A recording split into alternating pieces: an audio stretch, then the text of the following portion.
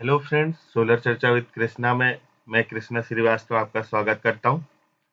आज की वीडियो में हम, जैसा कि आप टॉपिक का नाम देख रहे हैं, ट्रबल शूटिंग एंड मेंटेनेंस। तो इसमें हम सोलर सिस्टम में नॉर्मल क्या क्या प्रॉब्लम आती हैं, कैसे उन्हें हम रेक्टिफाई कर सकते हैं, उनका हमारे सिस्टम के प्रोडक्शन पे क्या फर्क पड़ेगा, कंपोनेंट पे क्या फर्क पड़ेगा, और उन प्रॉब्लम्स को रोकने के लिए क्या मेंटेनेंस रखना चाहिए सिस्टम का, इसके बारे में डिस्कस करेंगे। चर्चा की शुरुआत करने से पहले चैनल को सब्सक्राइब करना ना भूलें और ज़्यादा से ज़्यादा जो भी वीडियो आपको पसंद आते हैं, जो टॉपिक अच्छे लगते हैं, उनको आपके सोशल प्लेटफॉर्म पे शेयर करना ना भूलिएगा। चलिए शुरू करते हैं। ट्रबल शूटिंग एंड मेंटेनेंस, इसमें हम दो टाइप से पढ़ेंगे इसे, एक ऑन ग्रिड सिस्टम, दूसरा ऑफ ग्रिड सिस्टम। तो आज जो वीडियो है ये ऑन ग्रिड सिस्टम पे है। इसके बाद नेक्स्ट वीडियो में हम ऑफ ग्रिड सिस्टम की प्रॉब्लम और इश्यूज को देखेंगे। तो ऑन ग्रिड सिस्टम में क्या क्या प्रॉब्लम आती है, तो जो सबसे बड़ी प्रॉब्लम ऑन ग्रिड सिस्टम लगाने के बाद आती है वो है कस्टमर हमें जब परेशान करते हैं हाई इलेक्ट्रिसिटी बिल के लिए। अब हाई इलेक्ट्रिसिटी बिल बहुत सारे कारण हैं जिसके कारण आ सकता है। हो सकता है हमारा सिस्टम बंद हो सकता है प्रॉपर प्रोडक्शन ना कर रहा हो, है ना, या कस्टमर एंड से कोई ऐसी दिक्कत हो जिसके कारण हमारा सिस्टम पूरा चलना चाहता है लेकिन नहीं चल पाता, जैसे पावर फेल, है ना, एमपीवी का। क्योंकि अगर जैसे दिन में आप भी जानते हो, अगर लाइट नहीं रहेगी तो ऑन ग्रिड सिस्टम नहीं काम करेगा। तो अगर दिन के समय डेली 2 से 3 घंटे पावर फेल होता है तो फिर क्या होगा, हमारा सिस्टम प्रोडक्शन ही नहीं करेगा भले ही कितना अच्छा वेदर हो। तो ये कुछ प्रॉब्लम दी है हाई इलेक्ट्रिसिटी बिल की। सबसे पहला दिया है सिस्टम ऑफ। हमने ऑन ग्रिड सिस्टम लगाया, किसी कारण से हमारा प्लांट बंद हो गया है, वायरिंग फेल है या इन्वर्टर में कोई फेल है, एसीडीबी खराब हो गया या फ्यूज खराब हो गया डीसीडीबी का, है ना, जो वायर लगाई थी हमने एसी, तो वो हम आगे देखेंगे नेक्स्ट स्लाइड में क्या क्या मेन कारण है। तो सिस्टम ऑफ होने के कारण भी हमारा सोलर का प्रोडक्शन रुक जाएगा और जिसके कारण जो कस्टमर का बिल है वो ज्यादा आने लगेगा। इसके लिए क्या करना पड़ेगा, हमें सिस्टम को चेक करना पड़ेगा, जो प्रॉब्लम है उसे ठीक करना पड़ेगा, अगर कोई फॉल्ट हो गया है कंपोनेंट में तो उसे चेंज करना पड़ेगा। लो पावर प्रोडक्शन मीन्स हमारा सिस्टम काम तो कर रहा है लेकिन जितनी हमने यूनिट एज्यूम की थी, जितना हमने कैलकुलेट किया था, मान लीजिए किसी कस्टमर को 600 यूनिट की जरूरत थी और हमने उसे 5 किलोवाट का सिस्टम लगा के दिया है, लेकिन 5 किलोवाट सिस्टम एक दिन में 20 यूनिट ना बना के 5 या 6 ही यूनिट बना रहा है। तो जो वो कम यूनिट बना रहा है वो यूनिट कहाँ से आएगी, उसकी ग्रिड से आने लगेगी, तो उसका बिल ज्यादा आने लगेगा, है ना, उसे सेविंग नहीं दिखेगी। रॉन्ग सिस्टम डिजाइन का मतलब है कि कस्टमर को 10 किलोवाट सिस्टम की जरूरत थी लेकिन साइट पे कम जगह होने के कारण हमने छोटा सिस्टम सजेस्ट कर दिया उसे, तो भी हमारा क्या होगा, बिल ज्यादा आएगा क्योंकि बचत ही नहीं दिखेगी। जिसका बिल 1 लाख रुपए आता है और आप उसे सिस्टम लगा के देंगे कि सिर्फ 20,000 की सेविंग हो, तो वो 80,000 नहीं रहेगा बिल, वो थोड़ा बहुत ऊपर नीचे आएगा ही, तो कस्टमर यही कहेगा कि हमारा सोलर काम नहीं कर रहा। या ऐसा भी हो सकता है कि जो सिस्टम वहां लगना चाहिए था, ठीक है, मान लीजिए जैसे आपने कुछ इन्वर्टर देखे होंगे जिसमें हम कंट्री कोड सेट करते हैं, कंट्री कोड अगर आपने प्रॉपर सेट नहीं किया है तो भी आपका सिस्टम काम नहीं करेगा, ठीक है, फ्लक्चुएशन होंगे उसमें, तो भी हमारा जो सिस्टम है वो कम बिजली बनाएगा, ज्यादा बिजली बिल आएगा कस्टमर का। या ऑफ ग्रिड सिस्टम देना था, जैसे अभी हमने शुरू में ही बात की थी कि ज्यादा पावर फेल होता है मान लीजिए, है ना, तो भी हमारा सिस्टम क्या होगा, चलेगा ही नहीं। दिन में अगर 2 घंटे लाइट गोल है, 5 किलोवाट का सिस्टम है, अच्छे पीक आवर में लाइट चली गई है, 4 किलोवाट से प्रोडक्शन हो रहा था, 2 घंटे में 8 यूनिट हो जाएगी, तो भी हमारा जो है कस्टमर को हाई बिल आएगा। फिर मोर इनपुट यूनिट, ऐसा नहीं है कि आपके सोलर के कारण ही आपका सोलर नहीं चल रहा तो ही इलेक्ट्रिसिटी बिल ज्यादा आए। इम्पोर्ट यूनिट भी अगर बढ़ जाती, क्या होता है नॉर्मली जब सोलर लगा दिया जाता है तो कस्टमर फिर बेफिक्र होके इलेक्ट्रिसिटी बचाने पे उतना ध्यान नहीं देता कि हमारे यहाँ तो सोलर लगा है, एसी ज्यादा चलने लगा, उसका पंप ज्यादा चलने लगता है ना। तो अगर उसने अपना कंजप्शन बढ़ा दिया है तो इम्पोर्ट यूनिट बढ़ जाएंगी, इंपोर्ट यूनिट बढ़ जाएंगी तो आपका सोलर तो फिक्स है, जितनी यूनिट बनाना था उतनी ही बना रहा है, लेकिन कस्टमर का कंजप्शन बढ़ गया है, वो ज्यादा खपत करने लगा है। हो सकता है आज आपने सोलर लगाया था, कल ही उसने ई व्हीकल खरीद ली। अब ई व्हीकल पहले तो नहीं थी, आपने जब डिजाइन किया था सिस्टम, तो जब ई व्हीकल में उसकी चार्जिंग यूनिट लगेगी तो वो कहाँ से आएगी, वो इंपोर्ट यूनिट होगी, एमपीवी से आएगी, तो भी कस्टमर का बिल ज्यादा आने लगेगा। फिर एक सबसे बड़ा जो अभी कारण चल रहा है वो है अदर चार्जेस इन बिल। बहुत सारे ऐसे चार्जेस हैं जो हमारे सोलर में लगते हैं। इवन आपको एक एग्जांपल अभी मैं दिखाऊंगा कि अगर आपकी माइनस में रीडिंग चल रही है, प्रोडक्शन बहुत ज्यादा हो रहा है सोलर से, आप एक्सपोर्ट भी बहुत ज्यादा कर रहे हैं, यूज भी बहुत कम कर रहे हैं, फिर भी आपको ऐसे ऐसे चार्जेस लगा देंगे जिसके कारण आपका जो इलेक्ट्रिसिटी बिल है वो ज्यादा आ जाता है। दिखाता हूं मैं आपको नेक्स्ट स्लाइड में। ये एक बिल है हमारे कस्टमर का, आप देखो इंपोर्ट दोनों अगर हम 30 दिन का बना के आपको दिखाएं तो 619 यूनिट इंपोर्ट हुई थी, 1000 यूनिट एक्सपोर्ट की है कस्टमर ने, तो ये 421 माइनस में है। एनर्जी चार्जेस जीरो है, फिक्स चार्जेस आपका 619 यूनिट पे लगा है 1092। फिर आप ये देखो एएसडी एडिशनल सिक्योरिटी डिपॉजिट 484, तो ये एक्स्ट्रा चार्जेस हो गया। तो अब आप बिल माइनस में रीडिंग होने के बाद भी आप बिल देखो कस्टमर को 1576 सब टोटल, फिर इसमें ये थोड़ी सी रिबेट मिलके 1521 रुपए का बिल आया है, जबकि इंपोर्ट रीडिंग कम है, एक्सपोर्ट रीडिंग ज्यादा है। तो आप क्या कहोगे, मेरा सिस्टम ने तो प्रॉपर काम किया है। ये एक्चुअल में 2 मंथ की रीडिंग है, आप ये नहीं कहिएगा कि 5 किलोवाट का सिस्टम ने 1000 रीडिंग कैसे कर दी। ये 2 मंथ की रीडिंग है, ये जब मीटर बदला था तब से तब तक की रीडिंग है, तो ये 2 मंथ में आया है 1576 रुपए।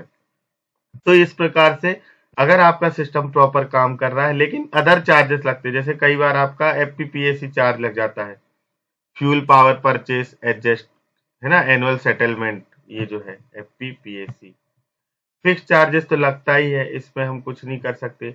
मीटरिंग चार्जेस लग जाते हैं आपके, पीएफ सरचार्ज जुड़ जाता है, तो बहुत सारे चार्जेस है जिन्हें लगा के कई बार आपका बिल ज्यादा आ सकता है।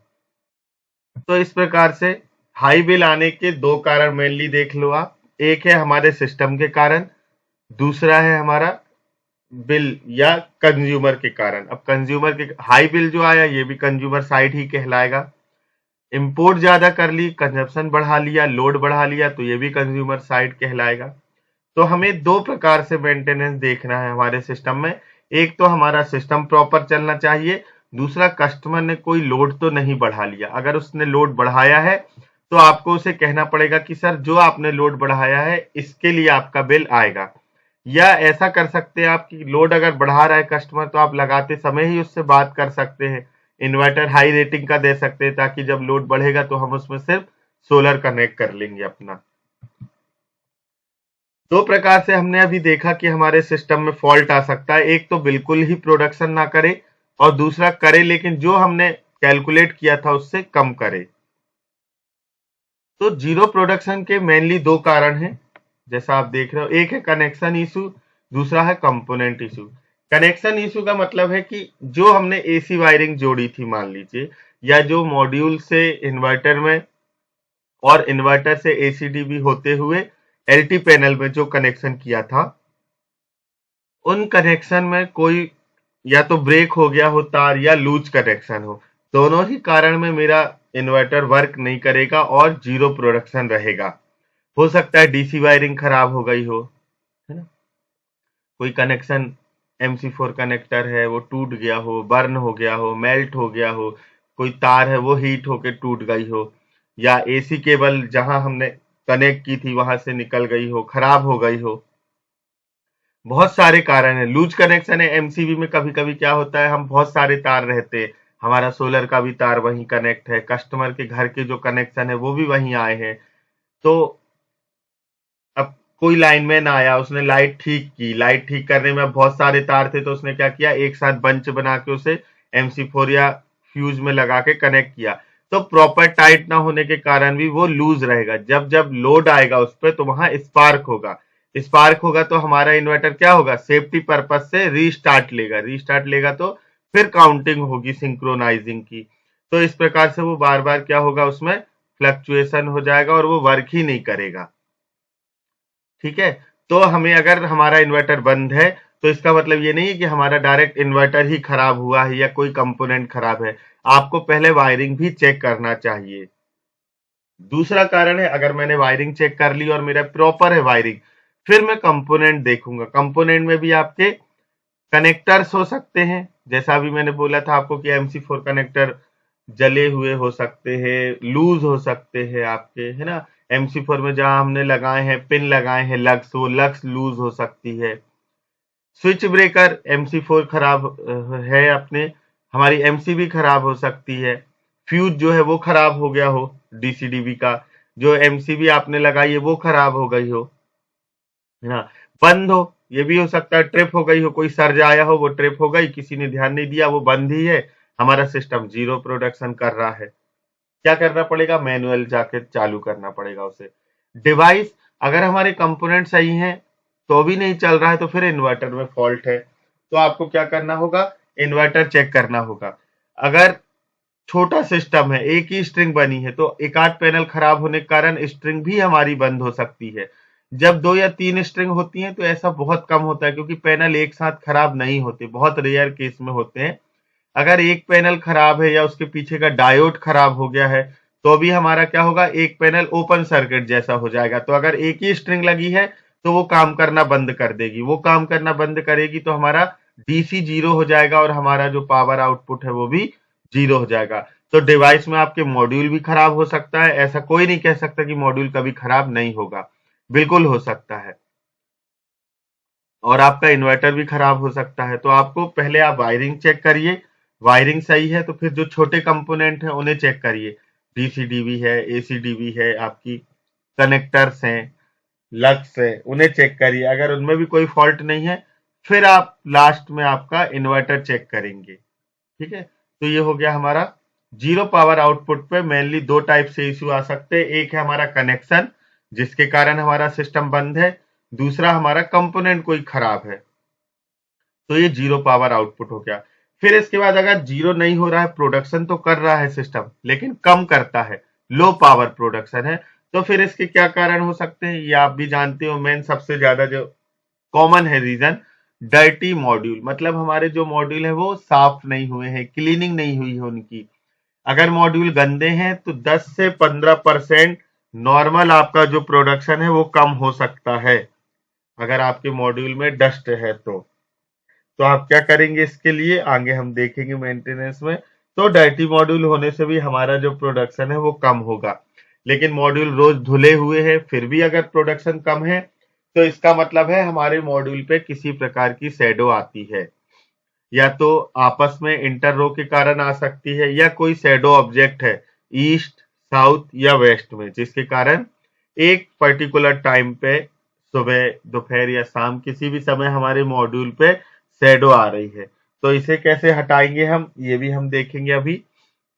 शैडो भी नहीं आ रही है तो फिर एक कारण होता है हमारा ओवर हीटिंग।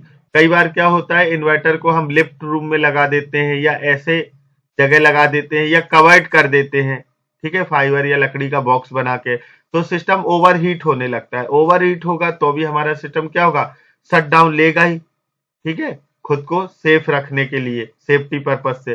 तो भी हमारा इन्वर्टर ट्रिप होगा, तो हमारा जितनी बार ट्रिप होगा हमारा प्रोडक्शन कम होगा। ठीक है, फिर आता है हमारा solar panel defect. Solar panel defect बहुत कम है, ऐसे तो नहीं होता है, लेकिन अगर हो रहा है कभी कभी लोकल पैनल के कारण या कुछ अलग कारण है जिनके कारण से डिफेक्ट हो जाता है मॉड्यूल में। हो सकता है पीछे का एक आध डायोड जल गया हो, 4 या 6 स्ट्रिंग है उसमें और एक डायोड जल गया, तो 6 की जगह से 5 ही जो सेल की स्ट्रिंग है वो काम करेगी, तो अभी हमारा जो प्रोडक्शन है वो कम हो जाएगा। एक स्ट्रिंग पूरी बंद है, अगर आपने कहीं 2 या 3 स्ट्रिंग लगाई है और 3 स्ट्रिंग में से एक स्ट्रिंग बंद है तो अभी हमारा लो पावर प्रोडक्शन हो जाएगा, है ना। तो वो हमें चेक करना पड़ेगा। सिस्टम डिजाइन, सिस्टम डिजाइन से मतलब क्या है, सिस्टम डिजाइन का मतलब होता है जैसे मान लीजिए आपके इन्वर्टर में 2 MPPT है और 2 MPPT पे आपने स्ट्रिंग लगाई, लेकिन उसमें डीसीडीबी में आपने एक ही एसपीडी यूज कर ली। अब एक एसपीडी यूज की है, इसका मतलब क्या है, दोनों स्ट्रिंग हमारी पैरेलल हो रही हैं। इन्वर्टर में क्या है, एमपीपीटी इंडिपेंडेंट होते हैं। तो अगर आपने उसे पैरेलल मोड नहीं सेलेक्ट किया है ऑपरेटिंग मोड में, तो क्या होगा, हमारा सिस्टम बार बार रीसेट होगा, रीस्टार्ट होगा। पहली स्ट्रिंग जीरो, दूसरी पे करंट, दूसरी स्ट्रिंग जीरो, पहली पे करंट, ये फ्लक्चुएशन होता ही रहेगा। किसके कारण, अगर आपने एक ही एसपीडी यूज की है। तो ये किस में आएगा, ये हमारे डिजाइनिंग में आएगा। अगर हमने एक ही एसपीडी नहीं, हमने दो ही एसपीडी लगाई है, लेकिन हमने क्या कर दिया, वाई कनेक्टर लगा दिया। अभी आप देखो, करंट को डिवाइड करने के लिए, क्योंकि जो मॉड्यूल आ रहे हैं उनका हाई करंट है, तो उसे डिवाइड करने के लिए हम वाई कनेक्टर यूज करते हैं। अब वाई कनेक्टर यूज करके भी आप क्या कर रहे हो, एक ही स्ट्रिंग का दो बना रहे हो। तो वो दो स्ट्रिंग जो बनी है वो अलग अलग एमपीपीटी पे ना लग के एक ही एमपीपीटी पे लगाना चाहिए। और अगर आप अलग अलग एमपीपीटी पे लगा रहे हैं तो फिर उसका जो ऑपरेटिंग मोड है उसे पैरेलल करना ना भूलें। अगर वो इंडिपेंडेंट मोड पे रहेगा तो आपका जो सिस्टम है वो काम नहीं करेगा। मेरे पास कुछ साइट के वीडियो है, मैं अभी उस पर काम कर रहा हूं, तो मैं आपको दिखाऊंगा उसके कारण क्या प्रॉब्लम आती है। जो एसी डीसी फ्लक्चुएशन लिखा है उसमें जो डीसी फ्लक्चुएशन है, वो डीसी फ्लक्चुएशन आपके इसी के कारण आता है कि आपने या तो कॉमन एसपीडी यूज कर ली है या वाई कनेक्टर यूज किए हैं और ऑपरेटिंग मोड नहीं बदला है। तो ये भी आपके डिजाइन में आएगा, आपको प्रॉपर डिजाइन करना पड़ेगा। सिस्टम जैसा है उसके अकॉर्डिंग ही आप सेटिंग करिए इन्वर्टर में, और कंपोनेंट भी यूज करिए, तो आपका जो लो पावर प्रोडक्शन का प्रॉब्लम है वो सॉल्व हो जाएगी। फिर आता है हमारा एसी फ्लक्चुएशन, डीसी फ्लक्चुएशन। तो ये भी हमारा मेनली जो फ्लक्चुएशन है ये किस कारण होता है, एक तो वेदर के कारण होगा। अगर वेदर में ज्यादा वेरिएशन है, ठीक है, ठंड का दिन है या बारिश का समय है, तो क्या होता है, मौसम उतना सपोर्टिंग नहीं रहता, तो भी हमारा लो पावर प्रोडक्शन हो सकता है। तो ये आप कस्टमर को बता सकते हैं। या ऐसी कोई साइट है जो आपने दूर लगाई है, जैसे दूसरे सिटी में लगाई है, अब आपको वहां का वेदर नहीं पता, तो आप सबसे पहले तो मॉनिटरिंग रखिए इन्वर्टरों में। मॉनिटरिंग ऑनलाइन रहने से क्या रहेगा, आप यहाँ बैठे बैठे देख सकते हैं। भोपाल में आपकी ऑफिस है और आप सतना, रीवा या किसी और स्टेट में, महाराष्ट्र के सिस्टम जो लगे हैं उसकी मॉनिटरिंग चेक करके आप बता सकते हैं कि सर लो करंट बन रहा है, या तो मॉड्यूल क्लीन नहीं है या आपके यहाँ वेदर खराब है। तो वो कस्टमर खुद बता देंगे, हाँ सर सुबह से मौसम खराब तो है।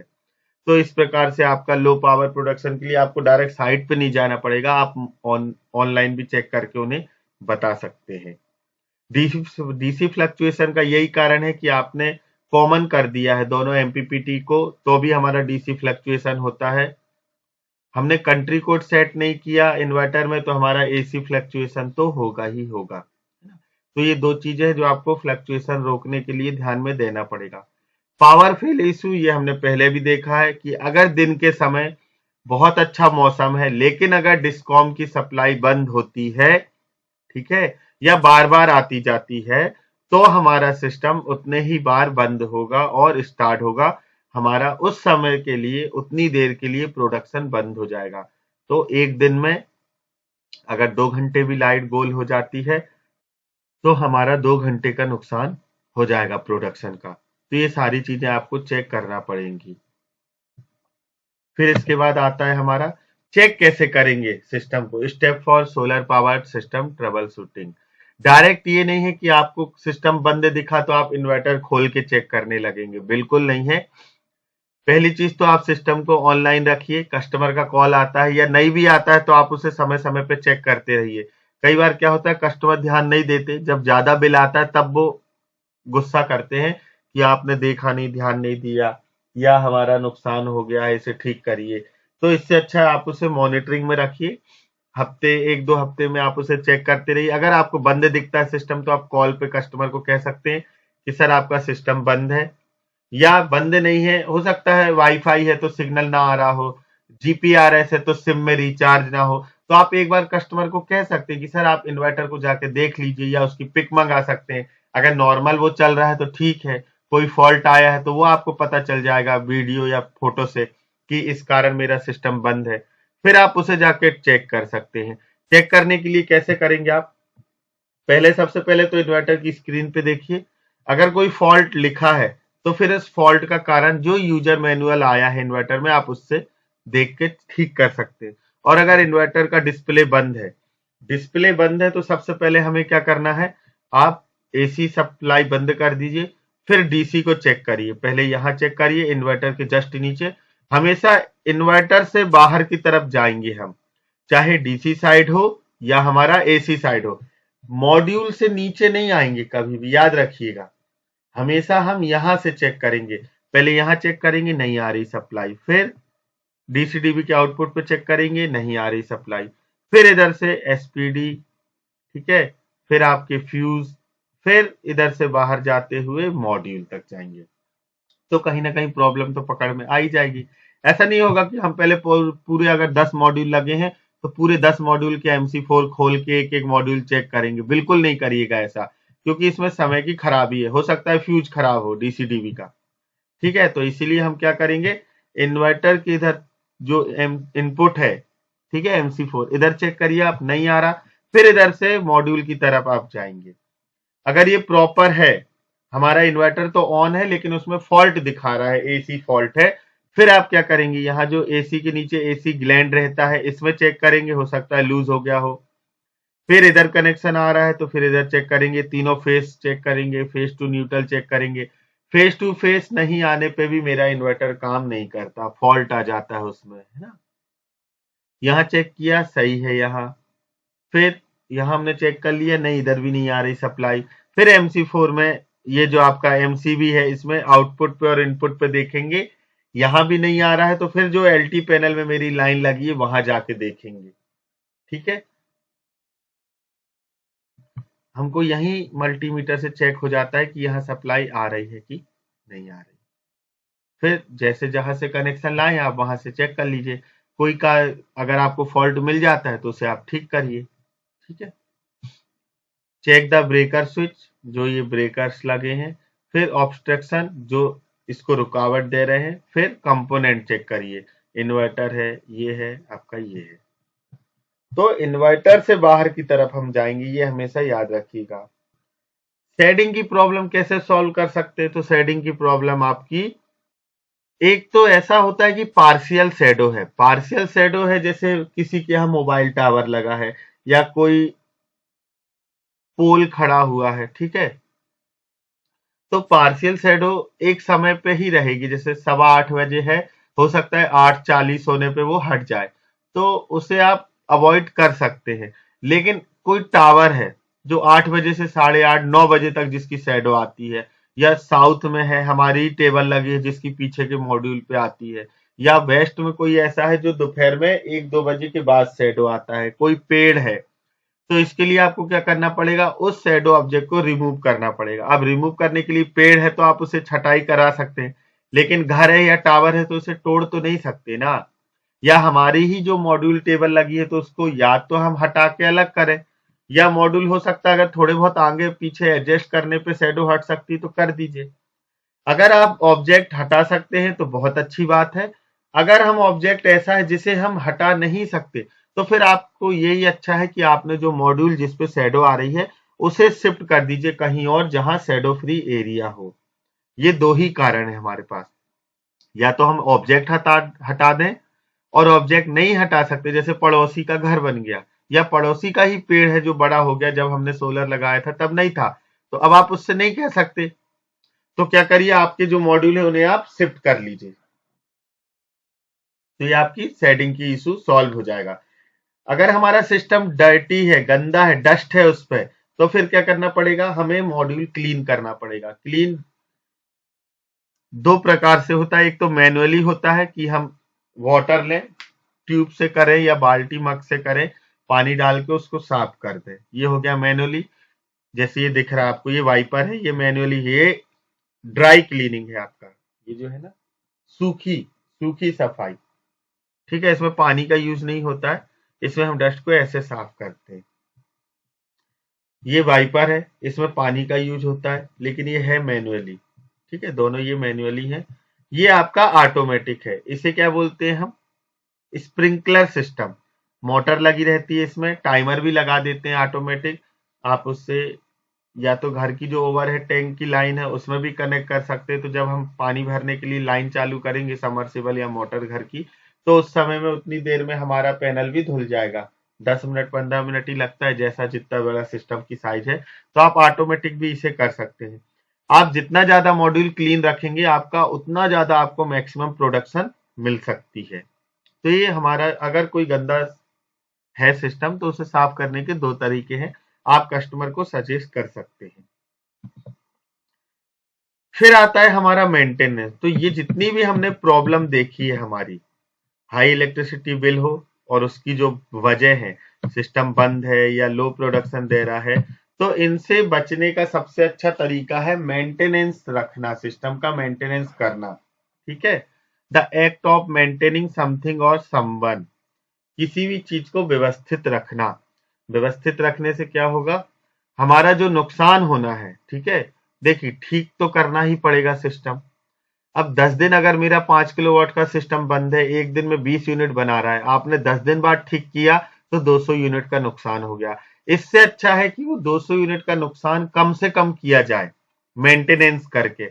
शैडो आने के पहले ही अगर हमने चेक कर लिया कि शैडो आ सकती है, हम शैडो ऑब्जेक्ट हटा देंगे, या शैडो फ्री एरिया में सोलर लगाएंगे तो हमारा शैडो के कारण जो प्रोडक्शन का लॉस होना है वो बच जाएगा।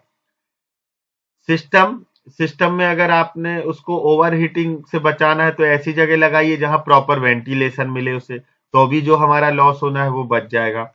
पावर फेल जहां होता है वहां ऑन ग्रिड ही मत दीजिए, ऑफ ग्रिड दीजिए, तो क्या होगा, पावर फेल के कारण जो प्रोडक्शन लॉस होना है वो भी हमारा बच जाएगा। तो मेनली जो मेंटेनेंस है उसे 2 भागों में बांटा है।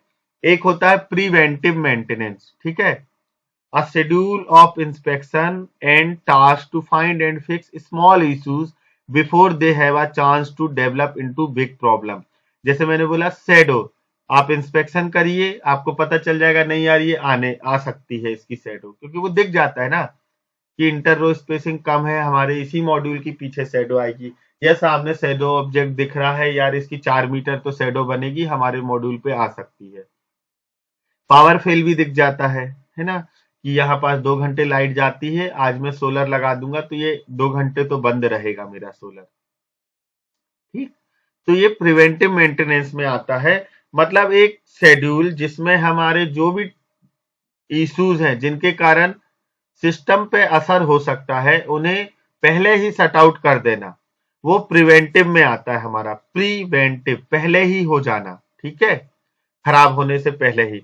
दूसरा मेंटेनेंस, कोई चीज खराब हो गई तब हम किसी भी चीज को ठीक कैसे कर सकते हैं, या तो खराब होने से पहले ही उसकी केयर करें, ऑयलिंग ग्रीसिंग करके रखें, तो क्या होगा, जंग नहीं लग पाएगी, जाम नहीं हो पाएगा, खराब नहीं हो पाएगी चीज, है ना। बेरिंग है जैसे पंखे का, आवाज होगी, उसके बाद हम ऑयलिंग ग्रीसिंग करें, उससे पहले है कि उसे समय समय पे हर 10 दिन में 15 दिन में, जैसे हम बोलते हैं ना कस्टमर को कि सर डस्ट आने के लिए आप क्या करिए, वीकली क्लीनिंग करिए।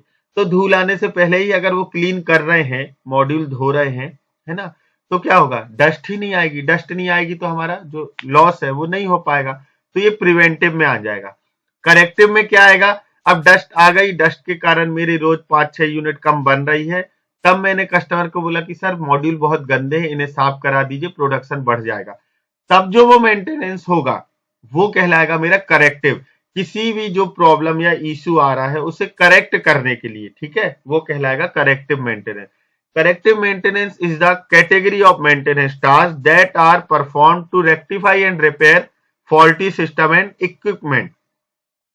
जो प्रॉब्लम या जो फॉल्ट आया है उसे ठीक करने के लिए, रेक्टिफाई करने के लिए जो आप वर्क करेंगे, जो मेंटेनेंस करेंगे, वो करेक्टिव में आएगा। तो 2 प्रकार के मेंटेनेंस है।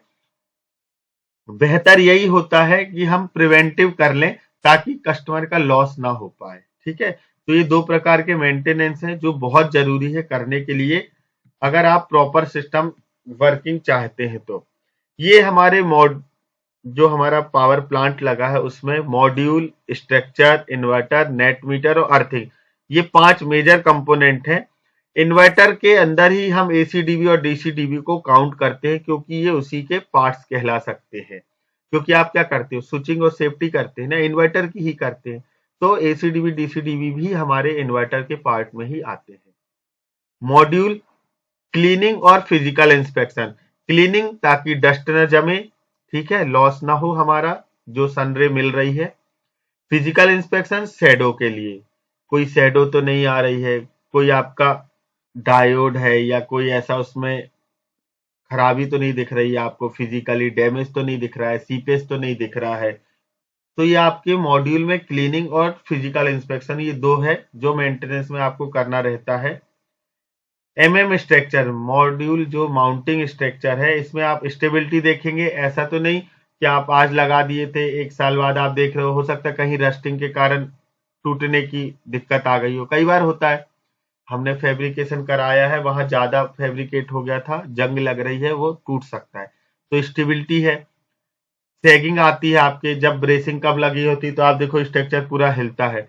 नट बोल्ट जो है वो आपके अगर लूज हो गए हैं तो अभी आपकी सैगिंग आएगी स्ट्रक्चर में, वो आप देख सकते हो।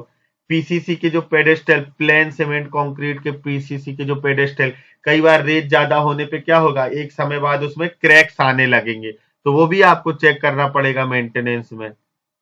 क्रैक आएगा तो उसमें पानी जाने लगेगा, पानी जाएगा तो धीरे धीरे जो हमारे लेग में नीचे का हिस्सा है उसमें जंग लगने लगेगा। ठीक है। बेस प्लेट जीआई की नहीं आती, बेस प्लेट आपकी एमएस की ही होती है, उसमें पॉलिश होता है ना, तो वो आपकी खराब हो जाएगी तो स्ट्रक्चर क्या होगा, गिर भी सकता है। तो ये आपको चेक करना है। जॉइंट्स है, जितने जॉइंट हुए हैं, अगर आपने वेल्डिंग कराई है तो वहां आप जिंक स्प्रे जो आता है वो करिए।